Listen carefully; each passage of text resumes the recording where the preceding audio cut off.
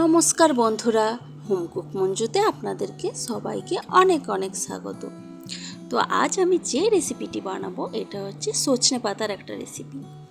তো সজনে পাতা আমি ভাজা করব বা ভাজি। তো রেসিপিটা আমি কিভাবে বানাচ্ছি তো এটাই এখন দেখে নিই। তো প্রথমে আমি কড়াইতে জল গরম করতে দিয়েছি। এই জলের মধ্যে আমি নুন, স্বাদ মতো নুন দিচ্ছি আর অল্প একটু হলুদ দিচ্ছি। হলুদ না দিলেও চলে, তাও একটু দিলাম, কেন কি শাক যেহেতু কোনো পোকামাকড় বা জীবাণু থেকে যেতে পারে শাকের মধ্যে, সেই জন্য যাতে সেই জীবাণুগুলো নষ্ট হয়ে যায় সেই জন্য হলুদটা আমি দিলাম। তারপর সজনে পাতাগুলো আমি ওই জলের মধ্যে দিয়ে দিলাম।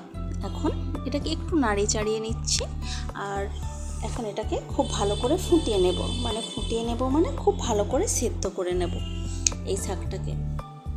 আর এই শাকটা কিন্তু খুব শক্ত একটা শাক হয়।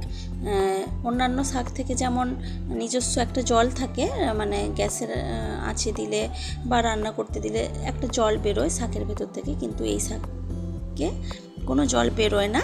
এই শাক রান্না করার জন্য ভালো করে জল দিয়ে এটাকে সেদ্ধ করতে হয়। তো আমি 5 থেকে 6 মিনিট এরমভাবে শাকটাকে সেদ্ধ করে নিয়েছি আর জলটা পুরোটাই দেখুন টেনে নিয়েছে।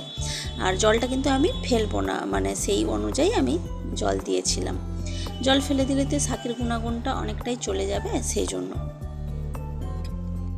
তারপর শাকটাকে আমি একটা অন্য পাত্রে তুলে রেখেছি এবং কড়াইটা পরিষ্কার করে সেখানে আমি সরষের তেল দিয়েছি আর তার মধ্যে একটা শুকনো লঙ্কা আর 2টো কাঁচা লঙ্কা চিড়ে দিয়েছি।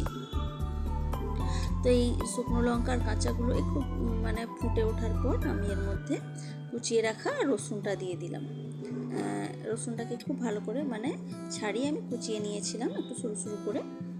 শাকের মধ্যে, এই ধরনের শাকের মধ্যে কিন্তু রসুনের ফ্লেভারটা খুব ভালো লাগে খেতে। তো রসুনটা হালকা নাড়াচাড়া করার পর আমি পেঁয়াজ কুচিটাকে দিলাম।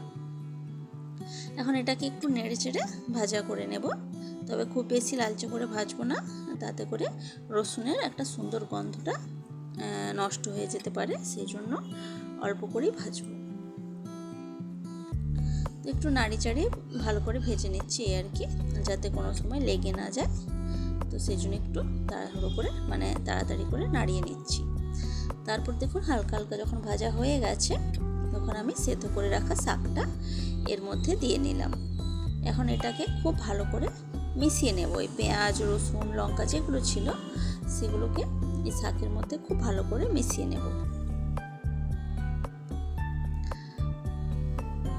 তো মিশিয়ে একটু নেড়ে চেড়ে রেখে দিলাম ভাজা হওয়ার জন্য। এরকমভাবে একটু করে নেড়ে চেড়ে নেব আর একটু করে রেখে দেব। তো দেখুন আবার নেড়ে চেড়ে নিচ্ছি। এইভাবে আমি পুরো শাকটাকে ভাজা করবোই আর কি।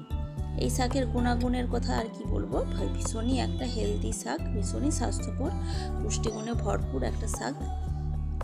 অনেকেই আমরা খাই না বা কীভাবে খেতে হয় জানিও না, কিন্তু আপনারা এইভাবে ভাজা করে খাবেন, গরম ভাতে তো দারুণ লাগে খেতে।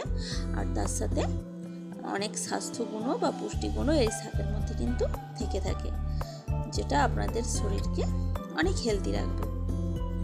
তো দেখুন এইভাবে আমি একটু নেড়ে চেড়ে নিচ্ছি আর একটু রেখে দিচ্ছি ভাজা হওয়ার জন্য।